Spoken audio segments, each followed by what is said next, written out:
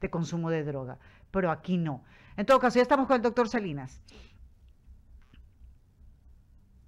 Hola Verónica, ¿cómo le va? Muy buenas, espero que esté muy bien. Saludos a todos ustedes y a todo el Ecuador.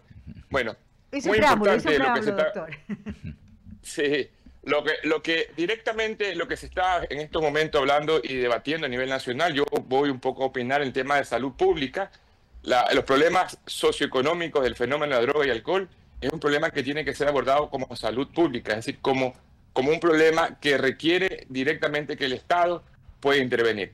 Hago un contexto muy simple y muy corto de lo que sucedió. El presidente de la República, en un decreto en los 18 meses de la primera instancia de su presidencia, eliminó la tabla de umbrales, en las cuales en ese entonces no se podía determinar si es que la persona era consumidora o era expendedora o era narcotraficante. Porque le pongo un ejemplo, en ese entonces no se podía determinar con un parámetro técnico si que 5 gramos de cocaína al 90% de pureza era igual o no al 5 gramos de cocaína al 10% de pureza. Imagínense, lo que se requería inmediatamente y lo que hizo bien el presidente ahora es poner parámetros técnicos para que el Ministerio de Salud Pública, la Fiscalía y la Judicatura técnicamente puedan evaluar los parámetros técnicos y evaluar esos temas, es decir, la pureza, el grado toxicológico, el grado psicosocial del paciente que está siendo investigado, e inclusive, con esto termino, estimada Verónica, se puede evaluar incluir nuevas drogas porque está evolucionando. Por ejemplo, actualmente no se puede sancionar si es que una persona es aprendida o es investigada porque está vendiendo o está consumiendo fentanilo, que es una droga que está consumiendo todo el mundo en Todo el estos mundo. momentos.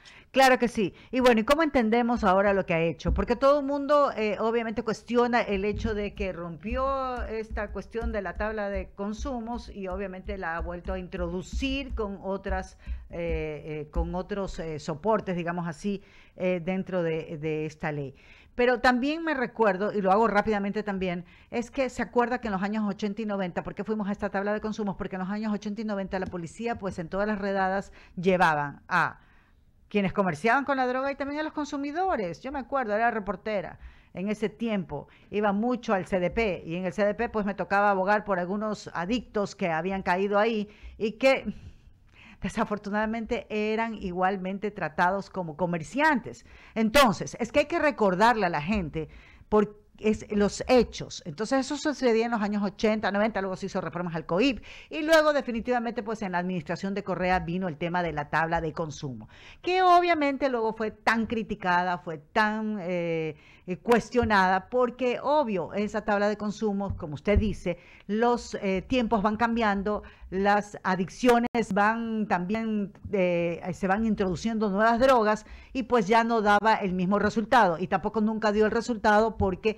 el tema de darles asistencia a la gente con adicciones no se daba y particularmente al tema de las familias con escasos recursos económicos, por eso comenzábamos a ver a madres muy pobres que comenzaban a atar ¿cómo se llama?, a sus hijos en la cama o en el poste o donde sea para que no se vayan. Entonces se hizo un desborde ahí y obviamente pues se cuestionó mucho, se criticó mucho, se la botó abajo y ahora, ¿qué tenemos? ¿Qué es lo que tenemos que realmente entender con el tema de esto, ¿no? De estas personas que son adictos, que consumen, con respecto de lo que se comercia? Bueno, y ahí se suma un tema, que los centros de rehabilitación, las cárceles nuestras, no son centros de rehabilitación, no son centros de martirio y de más bien de reclutamiento y de apadrinamiento de delincuentes, de bandas y de organizaciones delincuenciales. Entonces, todo eso, Verónica, era necesario. Claro, menos mal lo hizo, no a tiempo, porque si yo hubiese sido presidente de la República, inmediatamente derrogo la tabla de umbrales que estaban haciendo tanto daño. Ahí justificaba o alcahueteaba que cualquier microtraficante podía manejar los parámetros, las cantidades de drogas y que, claro, con eso también podían estar haciendo lo que está actualmente el Ecuador está impregnado de de ese cáncer que es las drogas, con más de 30.000 millones de dólares que está lavándose el dinero con dinero de los criminales, de organizaciones delincuenciales que aquí están usando el Ecuador como un país de tránsito y también ahora ya de microtráfico y de consumo.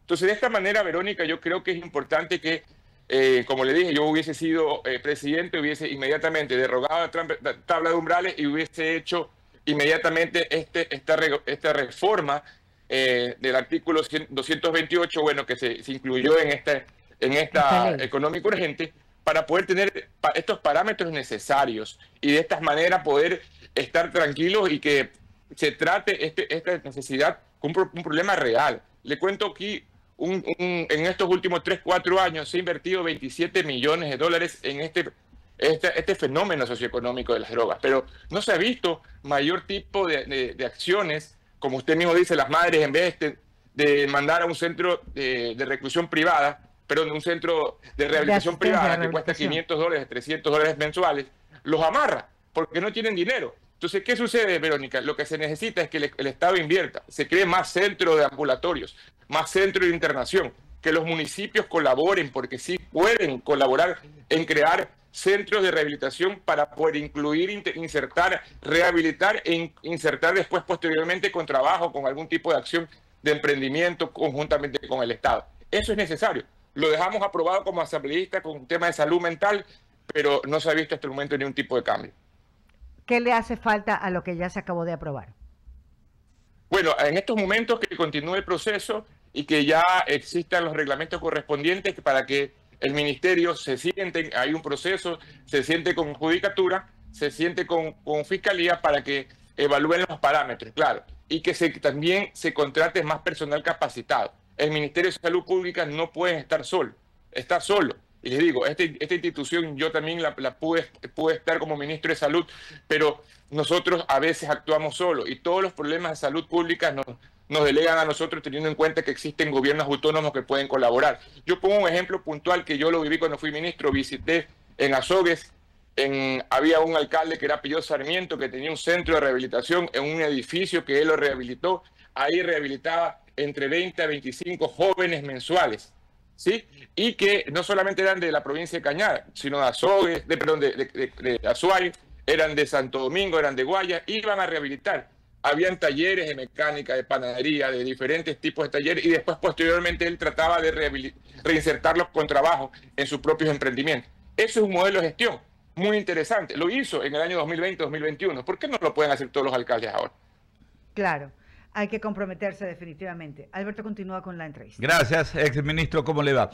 Solamente para hacer algunas puntualizaciones, porque nuestro rol también siempre es orientar, ¿no? Orientar a la opinión pública. Y a veces cuando se vierten comentarios, cuestiones, publicaciones en redes sociales, en plataformas digitales, la gente termina confundida. Y mucho se ha hablado durante estos días de la famosa tabla, ¿no? Y con respecto a este tema, pues el ministro José de la Gasca, ¿no? Que es el titular de la cartera de gobierno, el día martes, precisamente hacía algunas aclaraciones respecto a este tema. Por ejemplo, él decía, ¿no?, de que sobre este supuesto restablecimiento de la tabla de consumo de drogas tras las reformas al Código Orgánico Integral Penal, ¿no?, en medio, pues, de la aprobación de la Ley Orgánica de Solidaridad Nacional, como se llama, pues, a esta nueva ley. Decía el ministro, la tabla de drogas está muerta y lo que estamos haciendo ahora es enterrarla. Eso decía él, ¿no? Y precisamente agregaba que el origen de la tabla, de la llamada tabla, se encontraba en el artículo 220 del COIP, el Código Orgánico Integral Penal, el cual pues no había sido modificado por la anterior Asamblea Nacional, el anterior periodo. Sin embargo, pues el gobierno, pues el presidente Noboa había decidido eliminarla mediante decretos ejecutivos, argumentando que había incentivado el narcotráfico. Puntualizaba el ministro, esta tabla puso la droga en la mesa de los ecuatorianos, hizo que nuestra niñez estuviera metida en el microtráfico. ¿Qué es lo que se pondera ahora del contenido, ¿no?, de lo que se aprobó con la nueva ley, con la ley de solidaridad que envió el presidente? Justamente, pues, las reformas al artículo 228, ¿no?, del Código Orgánico Integral Penal. Este regulaba la tenencia de drogas para uso personal con base en una tabla elaborada por el extinto CONCET esta tabla servía como referencia para que jueces y fiscales, como usted decía también, exministro, pues diferenciaran entre consumidores y microtraficantes, ¿no? Y que con la reforma los nuevos parámetros para determinar el uso o consumo personal serán establecidos por una resolución conjunta, tanto del Ministerio de Salud Pública como de la Fiscalía General del Estado y el Consejo de la Judicatura. Eso es en esencia lo que se va a hacer a partir de ahora, ¿no? Correcto, estimado Alberto. Mire, lo importante aquí es que está bien claro diferenciar qué es un umbral. Un umbral es decir, un tope máximo de cualquier tipo de sustancia o cualquier tipo de producto. Lo que el presidente lo eliminó, y aquí aplaudo, lo indicó en ese entonces, eliminó la tabla de umbrales que podía justificar a cualquier juez o fiscal de decir, bueno, tuvo 5 gramos de cocaína, realmente es microtraficante, déjelo libre. Pero 5 gramos de cocaína hay que evaluar si es que la pureza, si es que es pura o no, eso es muy diferente. Entonces, ¿qué es necesario en estos momentos? Tener parámetros puntuales, y quien tiene que regular eso es el ente competente, tanto de técnico, que es el Ministerio de Salud Pública, y también judicial, que es la Fiscalía y Judicatura. ¿Y qué pasaba? Como decía Verónica, en ese entonces, no solamente muy atrás, a los 80, justamente en el año 2007, cuando se estableció esta tabla de umbrales, sí que hemos visto jueces y fiscales que fueron manejados por el narcotráfico, han sido pagados en metástasis, en purga, en plaga, en diferentes actividades ilícitas, son jueces y fiscales del narcotráfico. Imagínense cómo ellos cómo culpaban a los chicos jóvenes que solamente eran consumidores. Tengo información que cambiaban hasta los partes policiales, poniendo narcotraficantes a los jóvenes que eran microtraficantes, y a los narcotraficantes lo ponían como microtraficantes. Y eso está pasando hasta en la actualidad. He visto noticias ahora que en Guayaquil jueces y fiscales están siendo manejados para poder sacar o dar libertad a los extorsionadores de este sector. Imagínense cómo puede pasar. Entonces, ¿qué pasa? Con lo que va a suceder es que existan parámetros. El ente competente técnico del ministerio indique cuáles son los parámetros y las nuevas drogas que van apareciendo.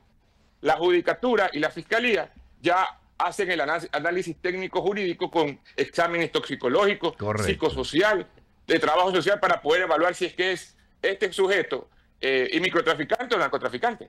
Claro, claro, o sea, le tocaría a la Fiscalía analizar caso por caso, ¿no? Para determinar esto, si se trata de un consumidor o de un microtraficante, ¿no? Importante, más o menos es como un nuevo enfoque, una nueva estrategia contra el microtráfico, sin llegar a criminalizar al consumidor, creo, ¿no? Correcto, y evaluando parámetros y evaluando también sujetos, personas, integralmente, con todos los parámetros de los mejores que tienen indicadores en el mundo, psicosocial, lo que es toxicológico, y también la evaluación de trabajo social para ver qué es lo que es. Y también el análisis de la droga, pues, que es lo más importante, porque no es lo mismo, como le dije, 5 gramos de droga con 10 de pureza, con 5 gramos de droga con 90 de pureza, ¿no? Eso es otra cosa. Claro. Apuntaba usted al tema del accionar de los GACS, sobre todo de los GACS municipales, ¿no? Y sí sería bueno que muchas autoridades locales también, en vez de andar armando solamente fiestas, festivales y reggaetoneos, dediquen recursos públicos, siempre decimos. Hay que priorizar, señores. Hablamos de la infraestructura y saneamiento básico, que está dentro del marco de las competencias que determina el COTAC, ¿no? Podrían incluir este tema, ¿no? O sea, destinar algo de recursos en vez de, vuelvo y repito, por ahí andan pintando paredes, haciendo murales y cosas que no son prioritarias, cuando se podría destinar recursos, por ejemplo, a este tema de salud pública, también para ayudar en este trabajo, ¿no? Alberto, yo ya le dije un modelo de gestión en ASOE 2020-2021. Otro que ahorita recordar que es importante, lo que hizo la abogada Cintia Viteris en Guayaquil, el bicentenario que salvó muchas vidas en plena época de COVID. Claro. Una vez que terminó el COVID, lo que hizo es un centro de rehabilitación de personas con el fenómeno de drogas y alcohol. Aplaudimos eso. Es decir, sí se puede hacer. Es voluntad política, voluntad social y voluntad y ganas de poder servir al pueblo. Sino que los alcaldes están dedicados a hacer cualquier mamarrachada y cualquier fiesta y no se dedican a la realidad del pueblo ecuatoriano, que es esto. Doctor, abrazo, y a través suyo también un saludo fraterno a toda nuestra gente allá en Quevedo, en Buena Fe, Babahoyo, en todas las localidades fluminenses. Muchísimas gracias por atendernos. Alberto, buenos días, y Verónica, un abrazo. Saludos a todo el pueblo Igualmente, ecuatoriano. gracias. Es el doctor Camilo Salinas, ex ministro de Salud Pública, ex congresista de nuestro país. 7:24. No quiero cerrar este primer tramo del diálogo sin volver a felicitar a Rafaela Mendoza. Y vamos a ver unas imágenes de este gran evento extraordinario. La Fundación Aprendiendo de Valientes, precisamente ayer destacaba, ahí vemos, ¿no? Destacaba la labor, el trabajo de muchísimas personalidades, ¿no? De muchísimas personas que desde el ámbito público, desde el accionar privado, pues justamente se dedican a tareas como la que hablábamos con nuestro invitado, ¿no? Hay muchos grupos vulnerables, muchas personas que en la sociedad pues no tienen esas posibilidades, esas ayudas. La Fundación Aprendiendo de Valiente pues desarrolla pues una enorme labor en ese campo. La preside pues Rafaela Mendoza Estrada, y ayer pues justamente se destacaba el trabajo de muchísimas personalidades. Ahí estaba la asambleísta que recibió el galardón central, Anabela Asín de Novoa, ¿no? Precisamente pues participó, se dio el tiempito para estar, dada la importancia, el alcance social que tiene esta iniciativa. Ratificar entonces el agradecimiento para todos quienes hicieron de esta gran jornada pues todo un éxito, a quienes participaron, a la doctora Anabela Asín de Novoa, no al presidente de la Cámara de Comercio, a Miguel Ángel también, pues tan buena onda como siempre, al ex alcalde José Yunes Parra, ¿no? Coco Yunes también estuvo ahí, Tomislav Topit, el titular, el presidente ejecutivo de Telconet, y muchas personalidades, Luzmila Nicolalde, muchas personas, ¿no? Que trabajan en el campo social.